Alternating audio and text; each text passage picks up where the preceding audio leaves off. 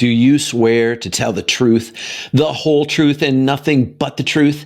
And do you wish that the rest of the world would do the same? We live in a world where it's kind of hard sometimes to figure out what in the world is up, what the truth is, and who's telling the truth, and what it all means. And so today, in all the things they don't want you to talk about, we're going to kind of unpack this idea of what does it mean to lie? What does it mean to tell the truth? And are there white lies? Are there dark black lies? I don't know. Black lives matter too, I guess. Yeah. But anyway, in this conversation, we're going to look at the truth and how hard is it to tell the truth? How hard is it to uh, tell what the truth is when somebody else is speaking to you? And in this politically charged age that we live in, where the media is trying to get us to believe or think certain things, other people are trying to get us to view life and reality certain ways, and all of that, it's kind of hard. Sometimes we feel like we're just trying to figure out our way in the mess. So today we're going to talk about that, and we're going to kind of unpack some interesting ideas.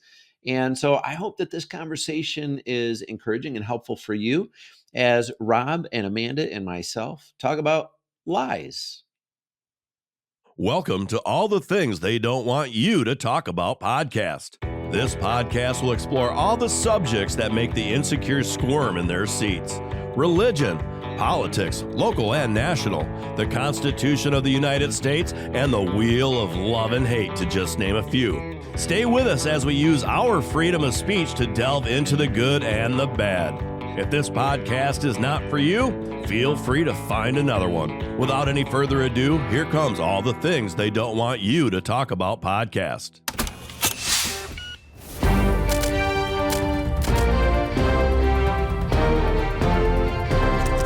All right, welcome to another episode of All the Things They Don't Want You to Talk About. You can find more about us and more episodes at tabootalkback.com. We're on Rumble. We're everywhere where they have podcasts, and you can also find us on YouTube also. So with all that being said, I do have our good friend in the studio, Mylan Bittenbender. Good day to you. Good day, Rob. Amanda Jones is here in the studio. Good day to you. Good day, Rob. Yes, if you like what we're doing, please subscribe. Tell all your friends about us, become a member of the podcast, like, share, do all those things. And here we go.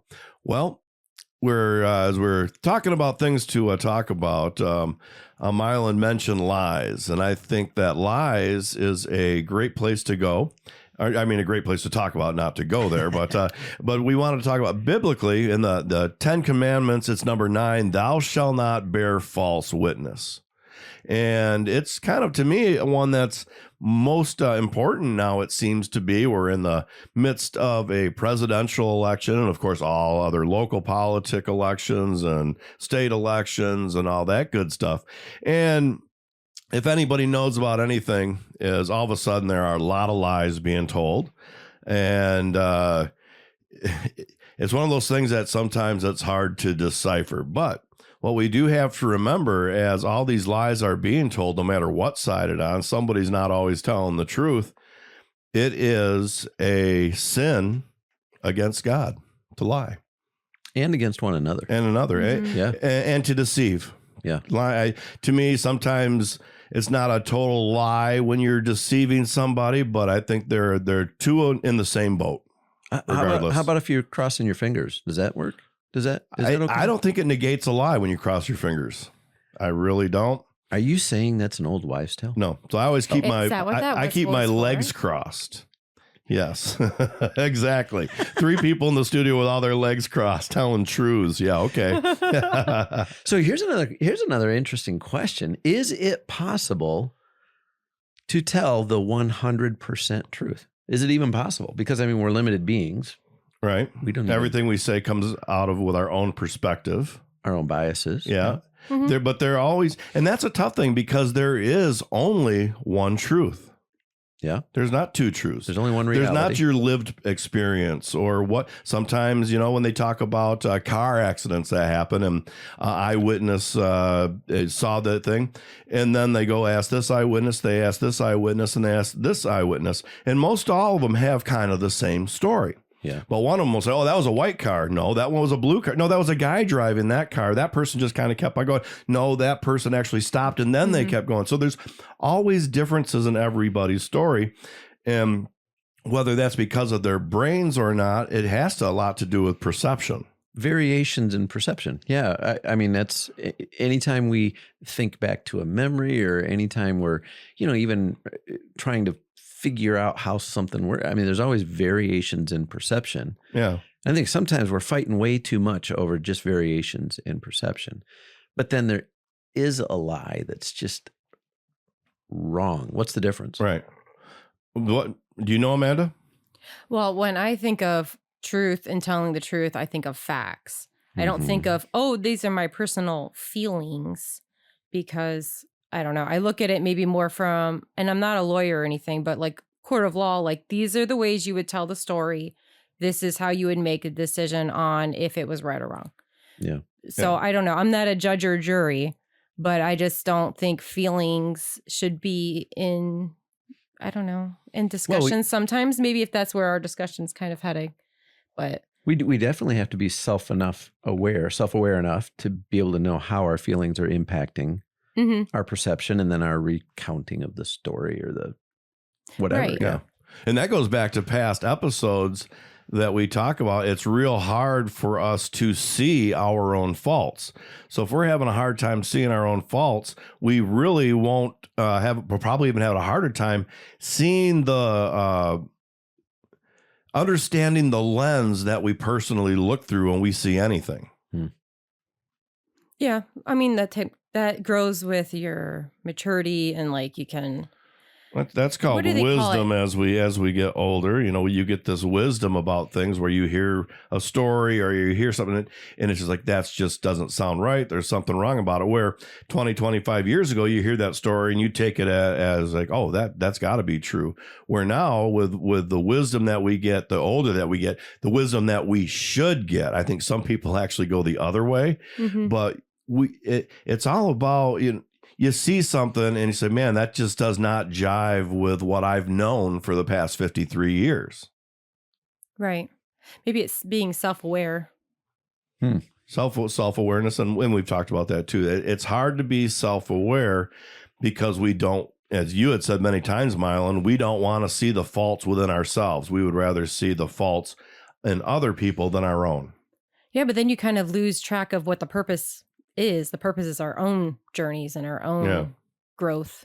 Well, but it's easy, and the world will be happy to let you be worried about everybody else. Yeah. I mean, look at politics. That's one of the things right now that's just driving me nuts about politics. It's like all we can do is find fault in the other. Right. Yeah. Yeah. And it's easy, it's acceptable, it's the way we do life. We just simply ignore our own faults and we find fault in other people.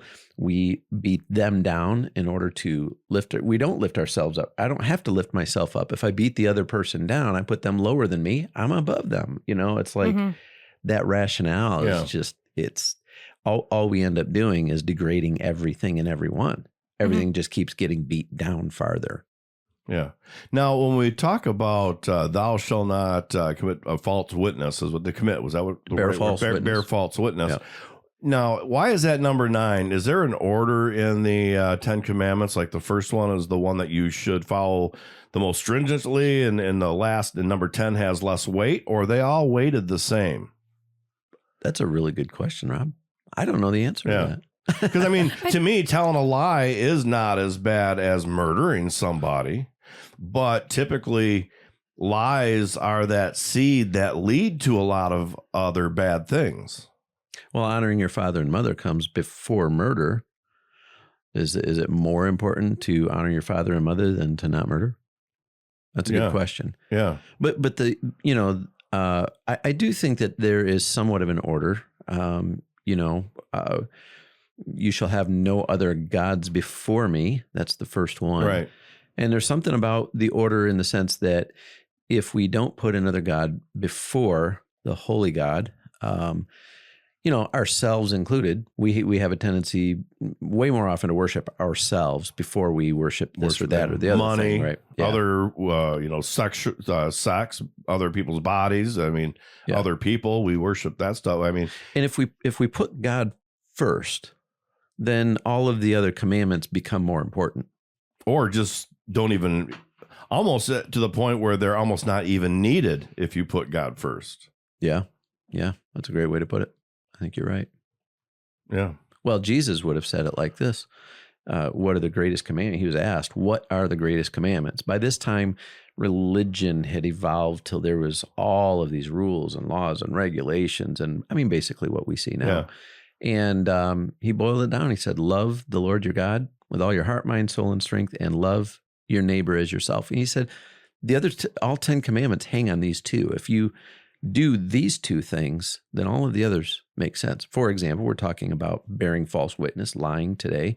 Am I really going to lie or distort reality, intentionally distort reality for my benefit and somebody else's harm if I love them? Yeah, I don't think so.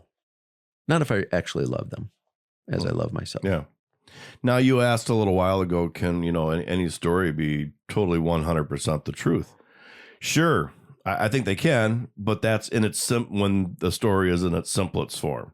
If you have to go into detail, that's where stuff goes in. I can tell a simple story when I tell you the truth. Mylan Bittenbender came to the studio today to do a podcast. That is 100% the truth.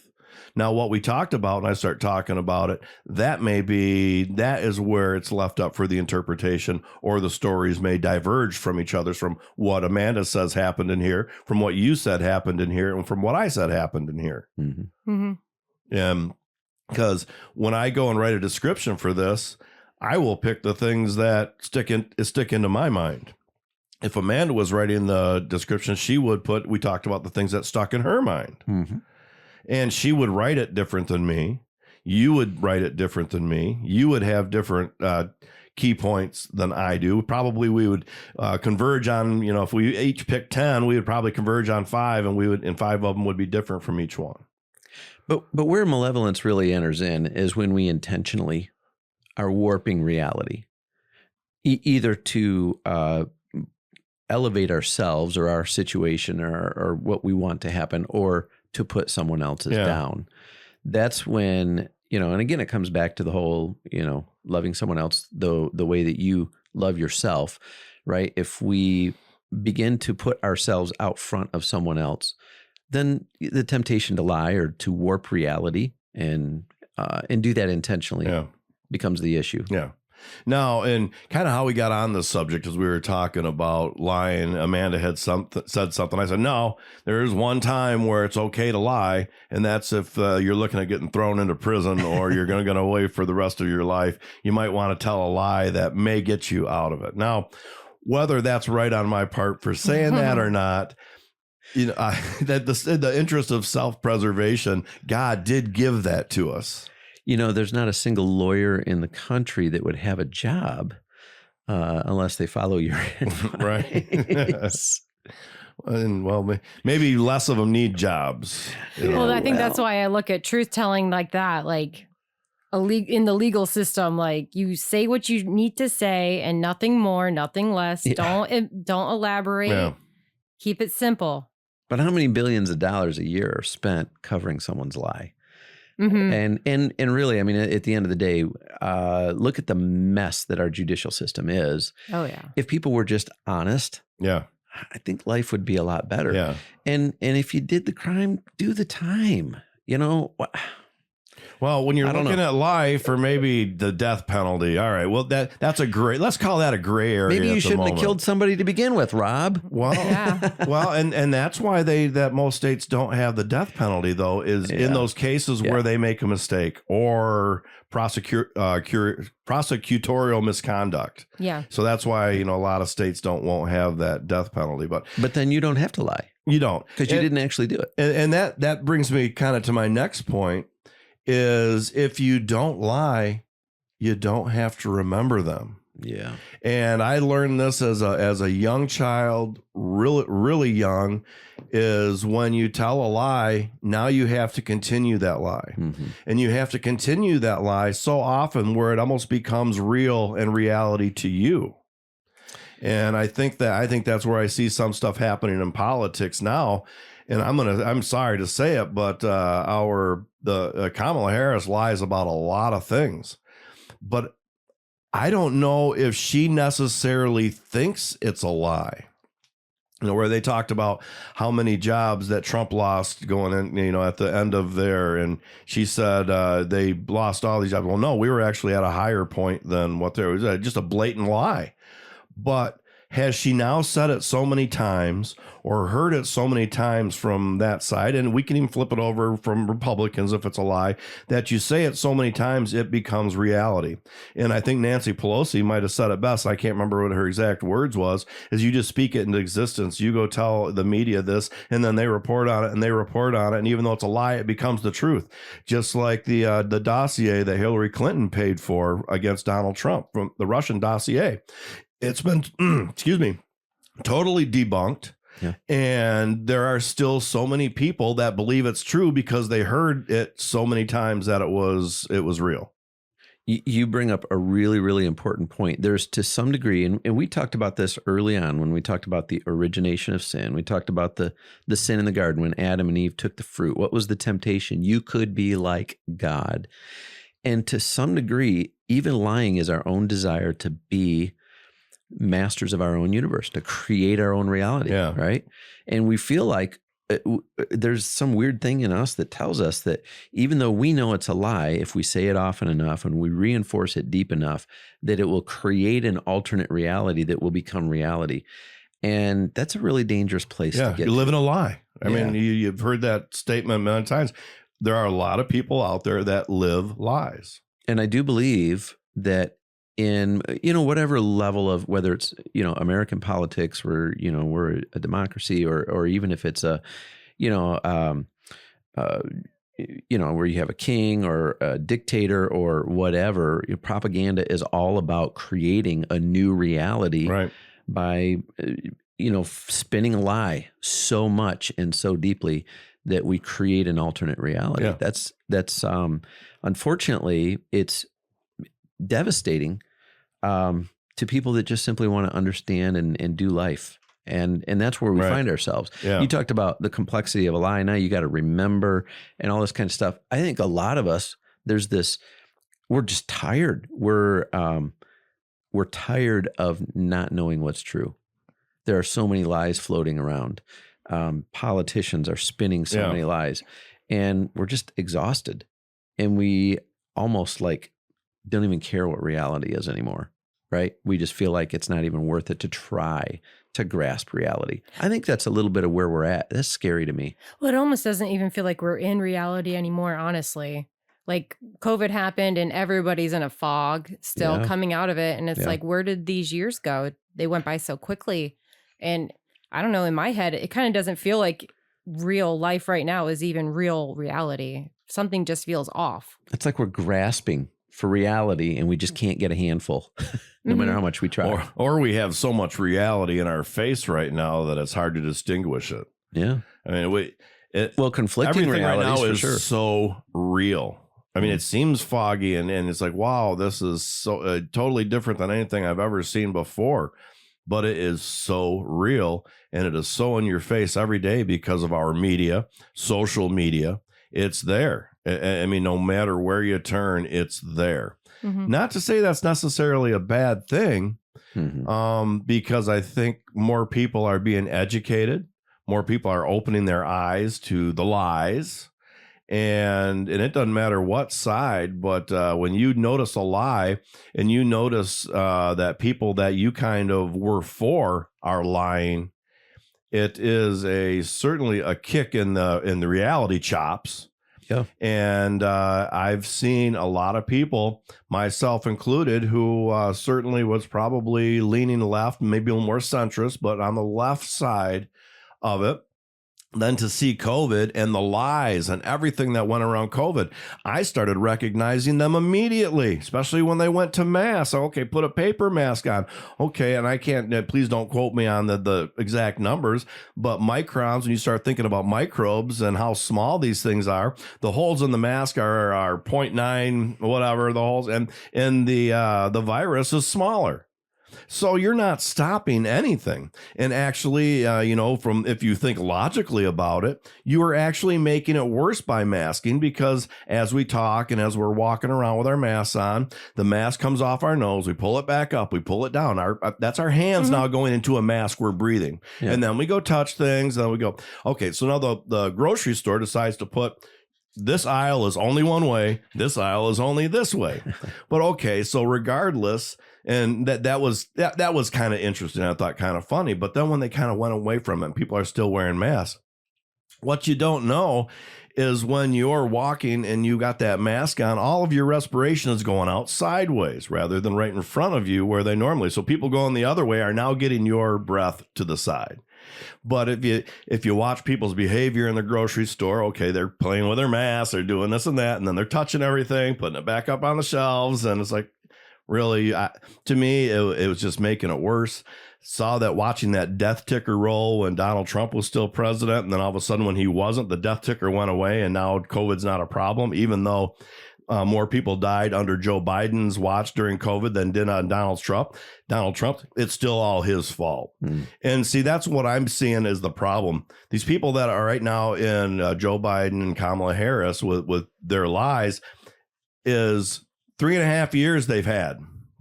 And most people, if you ask them, are you better off now than you were 4 years ago? They're going to say no.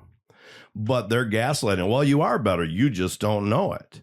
And it's like, okay, well, it's about how I feel. I know when I go to the grocery store, everything costs twice as much.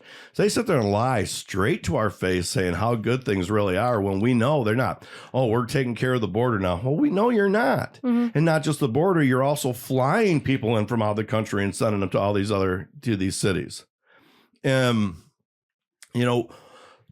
If everything is a lie, the Haitians aren't eating dogs and cats in Springfield, Ohio. What is the truth? So they say it's a lie. It's not happening. But yet there's all these different videos of people going down there. There's videos of people. You see the guy carrying a goose without a head. There's video of people saying, yeah, well, I saw this guy with all these cats in his van. He even got stopped and the police let him go. And, it's. Well, then they just think they can tell you that it's a lie. Well, that's it. And then you're gaslit. Everything has become so convoluted that it's almost impossible now to distinguish a lie from the truth. Well, and it's been spun around on us so many times. You talked about this stuff during COVID and we were told this is the way it is. And then, 3 weeks later. Take the vaccine and it is going to keep you from getting COVID. Oh, yeah. And then people kept getting COVID, had the vaccine. Well, okay, no, it's not going to keep you from getting COVID, but it's going to make it not as bad. Okay. I mean, every time they come out with here, it's this, and then they find out other. Oh, well, we're adjusting it to this, but we weren't wrong. They won't say we were wrong. We're not sorry. They won't say we're sorry for shutting down everybody's businesses. They won't say they're sorry for putting infected patients in New York and Michigan, and I'm sure some other states, putting infected patients in with elderly in rest homes. Yeah. And why would you not say sorry? Why would you you don't even want to take a person with a cold to walk into the elderly home, into these rest homes, let alone send someone in there with a potentially fatal disease that can kill them. I mean, they're in these homes for a reason because they're compromised, they're right. Weaker, and yet we're going to put in COVID positive patients in the same building with them. We all know how viruses work. I mean, you can't stop them. Well, they did it on purpose. Yeah, they did it on purpose. And it was just a flat out, well, that's probably why they haven't apologized for it, because they did it on purpose. Well, and even if we look at it just less on a, us versus them, politicians versus the average person, blah, blah, blah. It's hard to look that way. It's become. But what I'm saying is, it's a general across the board kind of problem that we face. Like, so I detail cars down at Countryside Motors. Can I say that? Yeah. Or are you going to have to? Okay. Not a problem. And you can even say that on the radio show too. I'm sitting there, talking to Jerry, who, owns the business, and he's talking about his dad. And he remembers times when he'd be sitting in the room and his dad, the founder of the business, somebody, they'd make a deal and they'd shake hands and it was good to go. Yeah. And didn't worry about. Didn't Right. even think about the fact that person might be lying or might change their mind and do something different, deceptive, blah, blah, blah, whatever. It was just, that was culture. And Honor. so now we had honor. We had honor. Right. And so, I mean, part of this whole podcast series began with the question, what is this decline of morality and religion and in America? And some of it, I think, comes from, I think of my boys. My oldest is 20. My youngest is 15. They're at a place in life where now they've lived in this society of dishonor, of dishonesty and that kind of thing.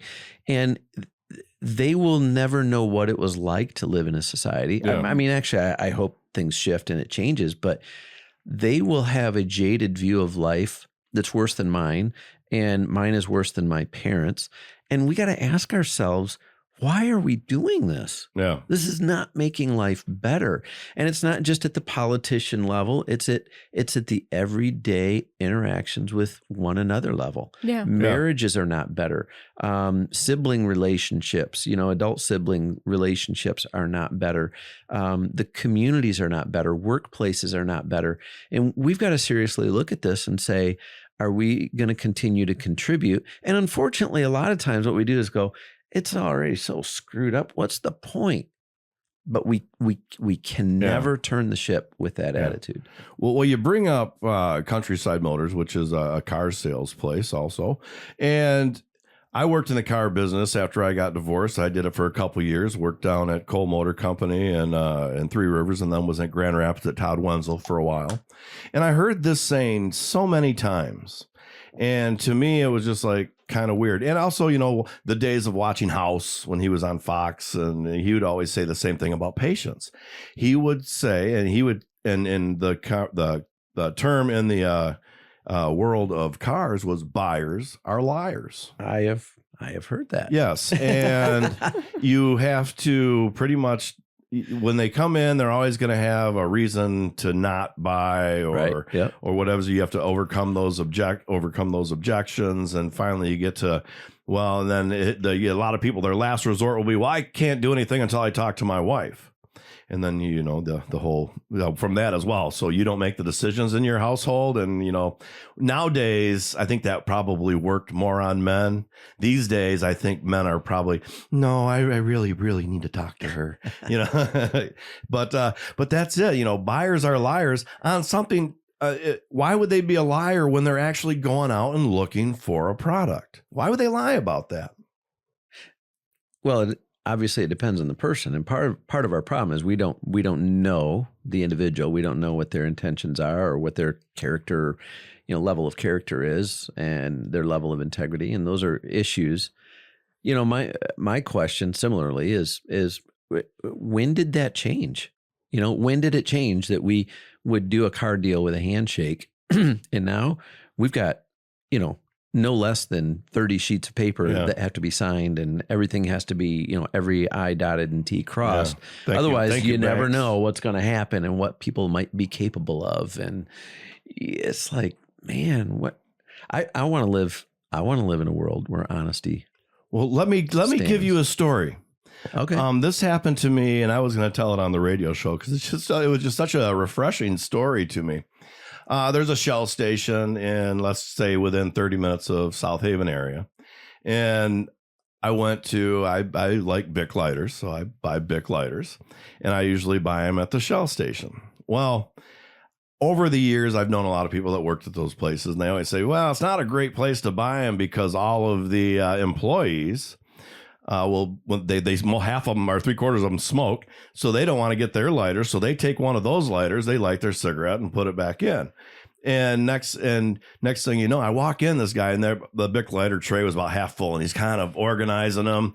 And I made a kind of an offhand joke to him. I said, You're not trying to put them in order of which one's been used by the employees, have you? And he looks at me and goes, I cannot lie to you, sir. I can't believe they do it. I don't smoke, but they do it all the time. I'm just like, so thank you for your honesty. I appreciate that, So, every once in a while, honesty does come out. Yeah, there are honest people in the world.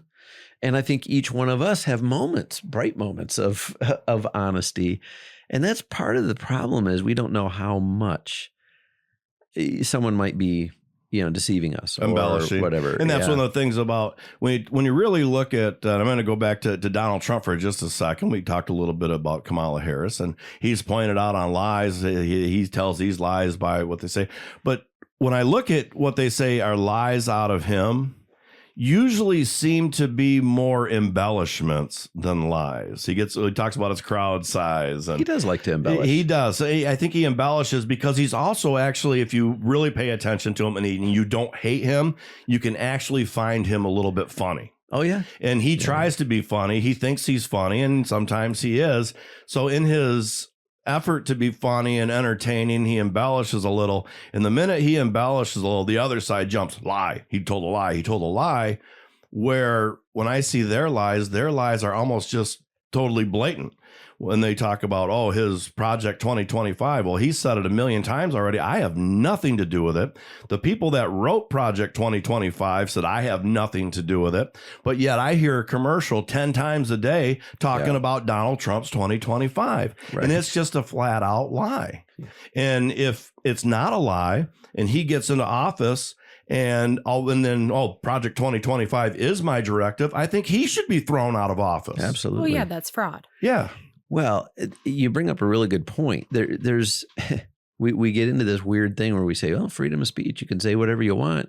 And then, there's all of these lies being propagated, and they're coming from both sides. Yeah. I mean, you can say whatever you want, just a lot of lies. There's still always a price for it. Mm-hmm. Yeah. And unfortunately, we feel like it's okay to make the American people pay the price. And we are paying the price. Oh, absolutely. Right now. Mm-hmm. We're paying the price on 100 different levels. And I do wish that, lying was against the law and punishable, and there would be something that could be done about it. You can't lie under oath when you're on the stand. There's, you can get punished for that, but anything less than that, and we can, basically redirect how people are going to vote by creating an alternate reality or distorting their reality to them. And to me, it's extremely sad that people would do that and have no conscience about it. 50 intelligence officials say that this is classic misinformation about Hunter Biden's laptop. Yeah. No, everything on it was absolutely 100% true. Absolutely. Well, that goes like you're watching the news, normal mainstream media, and you think you know the reality of the world, and then you step back and maybe read a report from the White House, read a report from a different news source, and you're like, wait, what? Yeah. And that kind of gets into those different realities. Typically, a White House report is exactly the same report verbatim that comes out of the mainstream media.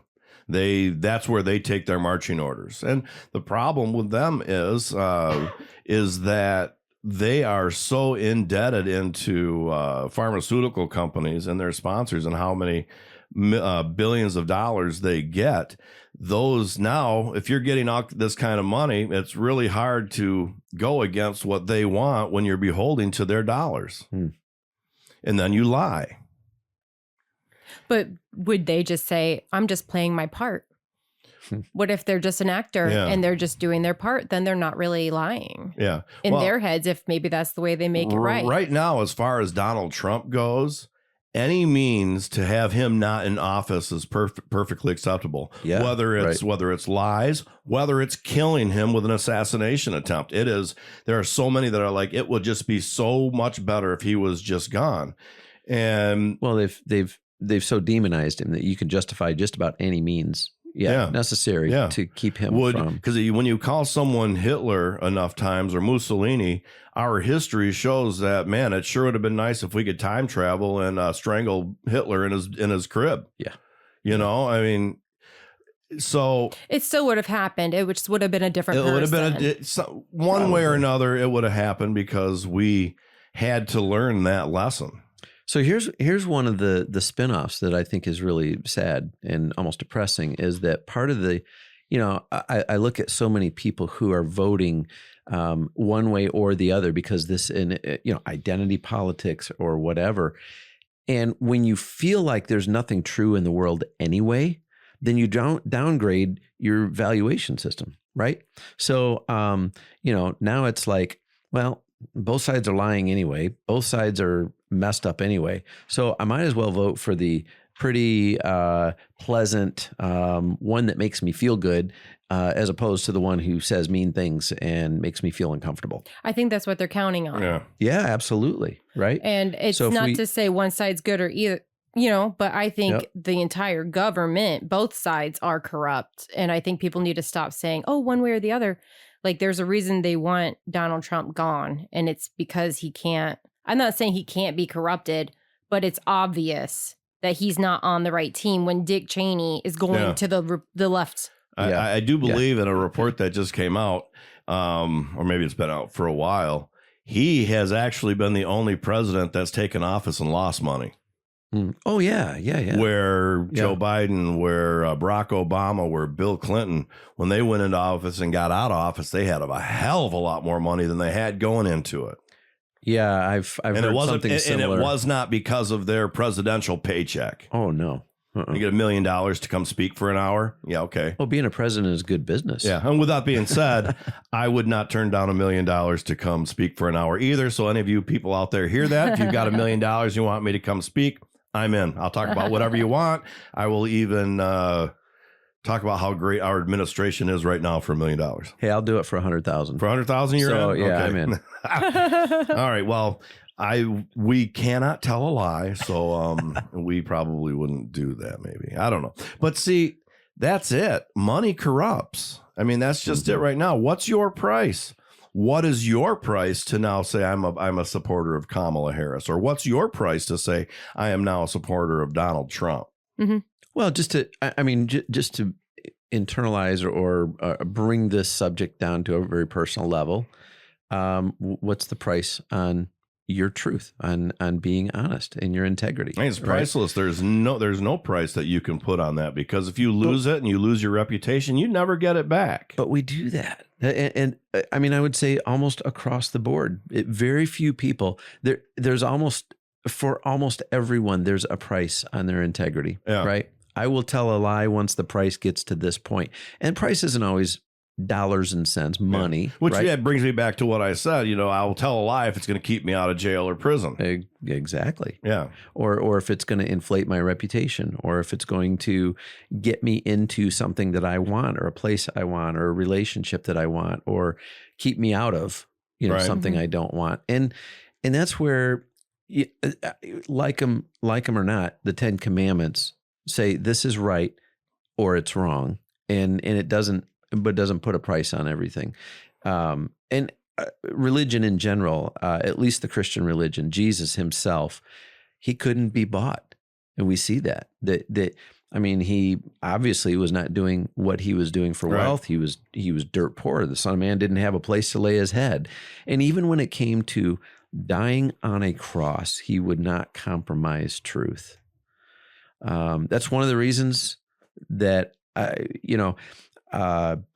will vote for this candidate or that candidate, and I have some sort of this is what I want to happen, and I that kind of stuff. But when it comes to life, Jesus is the only one I trust. He's the only one I trust completely, because we have a record. We see this life lived with incredible integrity, and I believe I can trust him and what his word says.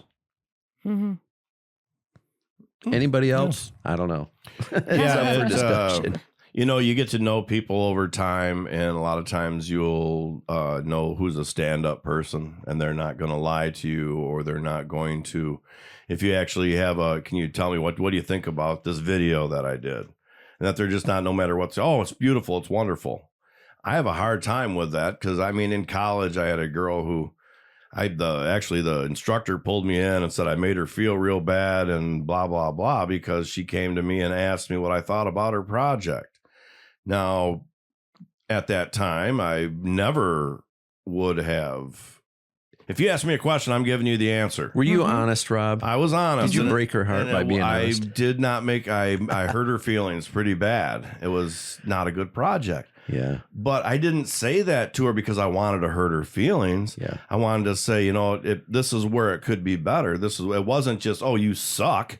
It was like, well, if you shot this kind of over on this angle, or if you did this way, it would be a little better. That cut didn't work right. It was jumpy. It just didn't work. But because I criticized, and I thought I was, constructive criticism, it was too much for her. So, at that point, there's a lot of points where when, somebody does something, well, what do you think? Does this look good? Yeah. Well, you say, yeah, of course it does. That looks great. Maybe it doesn't, but you say it because you don't want to hurt feelings. And those little white lies, I think can lead up, or even can be just as bad and just as harmful. Yeah. Well, I think too, you have to be, I don't know, in art school, we do have to critique. We put all of our drawings up on the wall, and then we would go through it, and everybody's would get, I don't want to say torn apart, but critiqued. Some people can handle the criticism. Some people cannot. You can look at it as some people can handle the truth. Some people cannot. I always thought the best way to give it is in a constructive way. I love how you did this line here.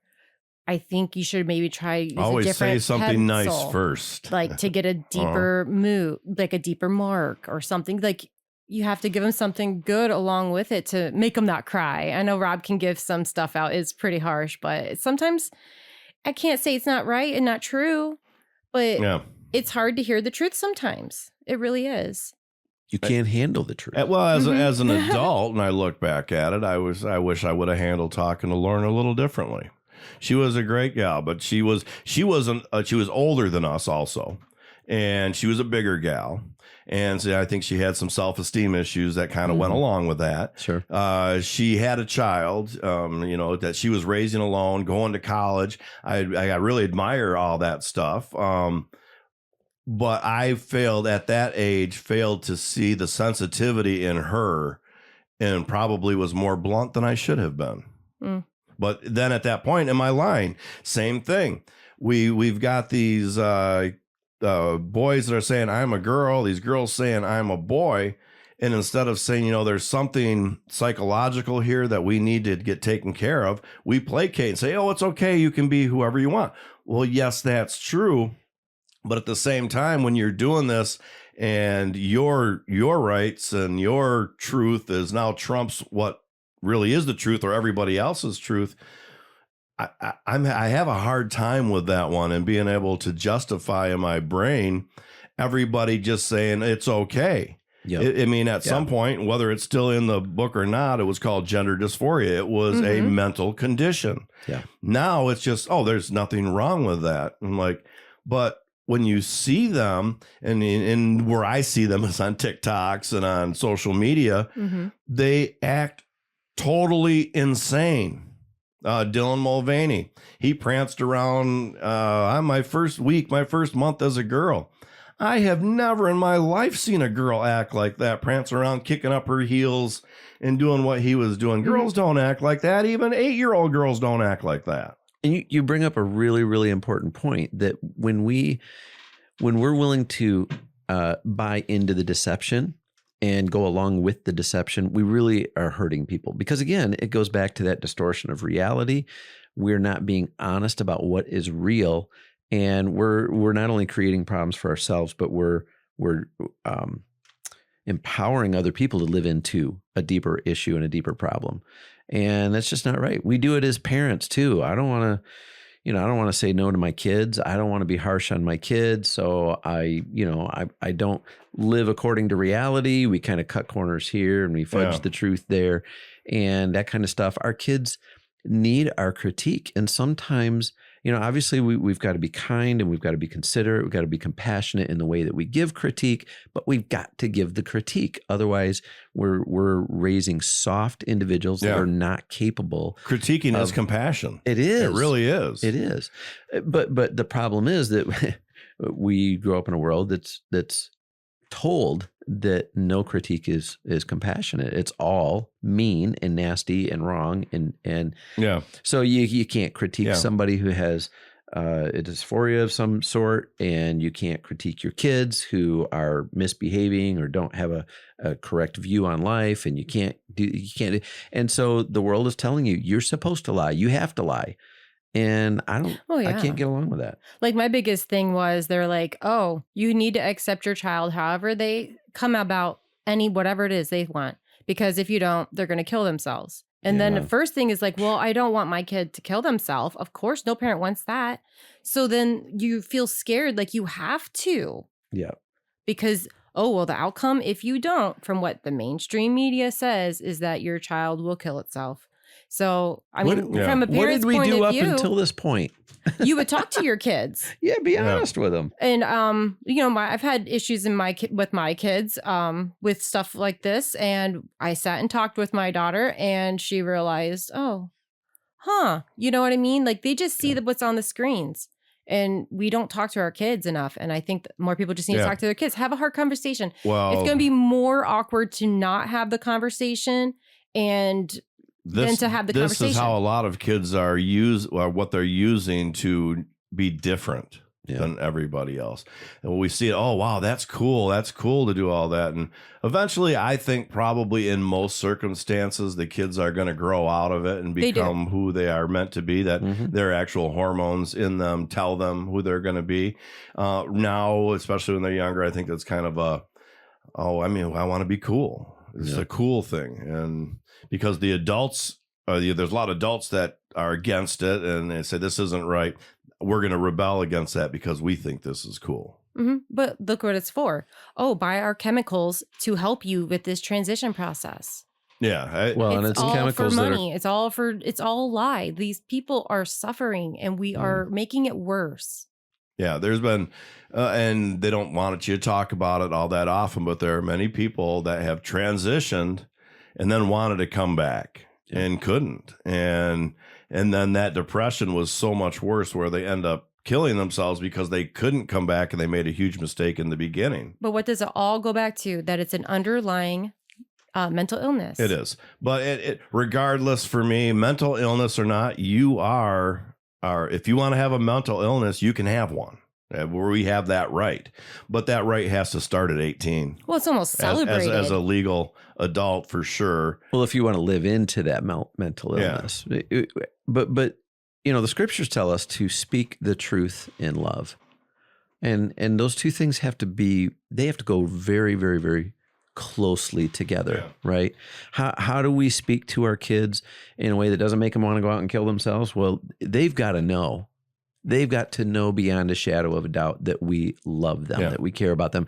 And that takes effort. It takes time. It takes energy. Well, you have to really care to tell the truth. It has to be real. Yeah. And I do believe when we've built that kind of relationship with them. Now, I also know there are parents who've deeply, deeply loved their kids. And because of outside influences, their kids have been deeply deceived. Right. And so then that complicates and the parents things. have too. Yeah. Yeah. Our environment makes it difficult, talking about this gender issue. I think, you said as we grow, our hormones will convince us, will tell us of who we truly are. That is one piece of it. But part of what we're dealing with is a messed up environment where our hormones are all screwed up. And, True. And so there's all these moving parts. But I don't think beginning to lie for the benefit of someone else is real. I don't think we can you're really benefit somebody else. When you tell them a lie, lying. it turns to it's bigger of a lie because you're not actually addressing the truth. And it takes empathy to tell the truth. Yeah. It's easier to lie and move on and say, yeah, you just do your thing or whatever. But, when you actually go and they ask you, say, well, the way I see it is this. And you tell them and you talk to them and they listen. And you know what? you may actually have a situation where you plant a seed where they start thinking.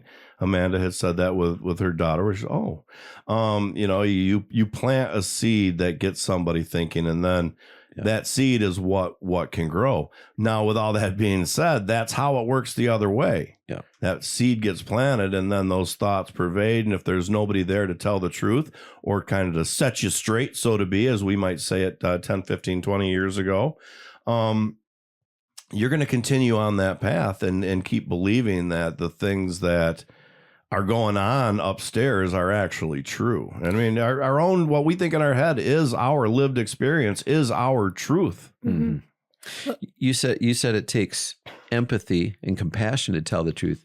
It also takes confidence and courage to tell the truth. Because you may lose a friend, and how you may many lose someone you care about. Yep. How many times have we fudged the truth because we are afraid? We're afraid of what's going to happen or what the other person's going to think or how they're going to respond or how the rest of everybody else is going to see. It takes courage to tell the truth. And we've got to develop that courage, to be honest. Yeah. Yeah. Well, then I guess so where we are now is, how do you do that? Where do you draw that line? Where does someone say, today I'm going to talk to my daughter or my son or my nephew or whoever it may be, and I'm actually going to go tell them the truth about what they're doing, regardless of what it's going to happen to me? Because like I said, a lot of the truth sometimes is hard to hear. And, it's the old saying, don't kill the messenger. Yeah. And that's usually who gets killed when a bad message comes or something happens that you don't agree with. But that's fine. And I've been that person in my life, but I know that I stand strong, that I said the truth. And it's not my fault that you did the bad things. And I've told you before, if it comes down to me or you going to jail for something that I didn't do, I'll snitch. I'm not going to go on my way and be a snitch. But you know what I mean? Like, don't know. Have this coward. Snitches get stitches. That's what they say. But, and sometimes you have to take the stitches. But honestly, and other places, snitches get shot. I've never been in those types of situation type things anyway, but you can't, I don't know. Now I lost my train of thought, but maybe if you just have that, like for me, when I went to the Air Force, we had our core values: integrity first, service before self, excellence in all you do. And I've always kept that integrity first. I've kept all of them with me, but the integrity first is just ingrained in me. And I've had a few years of my life where it really wasn't until I stepped back. It was after my divorce and during that time where it's like, I feel like I have lost my integrity a bit, just mainly with the people that I would associate with. And it wasn't until I was like, it clicked in my brain, and maybe I read an old journal or something where I really just clicked right back to my military days of, no, this is the way it is, and this is the person I am. If it's too much for you, go away. Isn't that part of the wimpification of society, though? That integrity costs something. Sometimes it's going to bring a beating, but we've been willing to sell that out, and it's created a weak society, and it's created weak people in the society. It takes courage and it takes strength. And I'm curious to know, would those values still be the same? You said you were in the Air Force? Mm-hmm. Yeah. Would those values still be the same? And would they actually follow those values or reinforce those values? Like as in right now, or just in general? Yeah. Like in the military now? Yeah. Because I've heard that the military has really been compromised. It is. Yeah. I am very terrified for our military. And I think that's the reason why we are not overseas infiltrating all these countries. Because no, these are some really weak people. Like, you need to put your pronouns on your emails. After so many months, you can get a transition surgeries. There's plenty of stuff you could go into. I'm shocked when I talk to people in the military now and their experience. Like, it's nowhere near what it was when I went in. And then by that point, everybody was saying our generation was soft, this, and that. And I can't even recognize it now. What were the three values you said? Integrity first, excellence in all, integrity first, service before self, and excellence in all you do. Yeah, and those three things don't feel like they they dominate society, and it doesn't And- sound like they dominate what you're saying. with Right. And then another thing for like in my basic training squadron, our thing was the hotel hell, but our things were lead, follow, or get out of the way. And I don't know, these are just things that have stuck with me where I'm like, okay, if I'm going to just get out of their way. You know, if they're doing their thing, good for them, whatever. But it's just words that stick with you. I don't know. I don't know how to explain it. Our government shouldn't pay for anybody's transition surgery. No, that's not government. That's not anything that they should be tasked with. they shouldn't be meddling in that at all. I think the majority of the people who are getting put into the military should not be put in the military. Yeah, I would even say about half of it. Yeah. How much abuse comes out of that? Well, hey, I can go. I know I want to get this surgery. I could never afford it any other way. Why don't I just go join the military for 6 months and get my surgery and get out? That's not very much integrity. There are how many people do you, I mean, whether you know them personally or see the stories of where they are just people that no matter what they do, all they try to do is take advantage of whatever system is in front of them. Well, they just look at it as an opportunity. Like, this is my opportunity to get my citizenship faster, which is awesome. I knew a lot of people who were in there because they love this country and they got their citizenship while they're in for their 4 or 6 years. Awesome. But there's people that take advantage of things, and then they get out and they get VA benefits, and the people that deserve the benefits won't go get them, but the people that really shouldn't get them have them. And what role does honesty or dishonesty play in that? When we see a system being used and abused, there's always dishonesty. And when I did my VA claim and stuff like that, I was just honest. I was nothing but honest in everything. And I've had a few questions here and there, and it's like, I was nothing but honest. So I don't know what everybody else is doing. But have there ever been times where you've been tempted? I'm not saying you did, but tempted not to be honest because you knew it would have made my life a lot easier if I would have lied in the very beginning and gotten exactly what I wanted. Instead, I can't say I didn't get exactly what I want. I did get it, it all worked out, but I did it with the truth, and I can sleep easy at night about it. If that makes sense. But here's the problem. We're tempted to think, well, I could get what I want or what I need if I don't, I'm not 100% honest. I can, manipulate the system by being dishonest or whatever. And we think that, that'll give me a better result. But really the society we're living in, is it a better result? Well, if you lied, let's say you lied and you lived off the VA pension for 10 years and then they find out you lied. Well, you are really screwed because you are going to have to pay back. You're going to probably get in jail, prison, who knows what. So, there's consequences to lying if the lie gets found out. But I'm saying, just even from a societal standpoint, we're all living in the consequences of this. Do whatever you got to do. Compromise your integrity, tell the lie, live the lie, be the lie. So, I mean, we are paying for this. And it is painful when you look at, when I think of what is painful in my life, it's all these societal things that wouldn't be painful if we lived in a world of integrity and we lived in a world that people actually loved and cared about each other. So I feel like we are paying for the lie, but we still buy into this. Well, we buy into the lie that lying will make life better. Yeah, well, because we need to be nice. Don't be mean, be nice. But we need to be kind. And being kind means you tell people the truth. Yeah. Truth instead of lies. I think that was a pretty good conversation we had here today. Feels like a kind of a nice place to end and give some people some stuff to think about. And just remember that when you tell the truth, you don't have to, it's always there. Yeah. When you tell a lie, you have to remember it forever. And keep it, especially when you're talking to the same person and you get a story. Wait, that's not what you told me before. And whoops, I didn't remember. So if you're always telling the truth, that will not happen to you. And then often you have to spin another lie to cover the other lie. Yeah, that's right. But but where it really comes down to it, what are you trying to achieve in your life? Is it easier to achieve the money goals you want through a lie or through honesty? I don't know. It sure seems like a lot of the people with most of the money probably did it through deception. Mhm. Whether that's true or not, that's just my take on what I see, Amanda. There's a Kanye West lyric. He says, God made it rain, the devil made it hail. What does that mean? Like, Because hail is sometimes good. if you're thinking about, he's speaking it into the like for fame and money.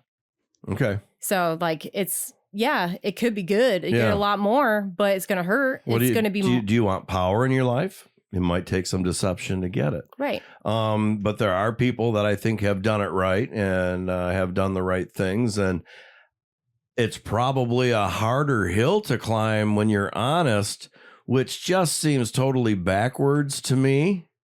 But it is what it is. But if we slow and steady wins the race. I get, Sorry, it's all coming out wrong. Not always, but yes. But if you stay honest, if you stay true to yourself, if you talk to people with love, I think that will probably work itself out into being a more honest world. Mm-hmm. You have that peace of mind at the end of the day. Yes. Something to think about. Hopefully you enjoyed this episode of All the Things They Don't Want You to Talk About. You can find more at tabootalkback.com. More conversations with Mylan, some of our conspiracy stuff, some local politics, and some national politics. A lot of good stuff coming your way. Subscribe, like, share, tell all your friends about us. Until next time, we'll see you right here on All the Things They Don't Want You to Talk About podcast.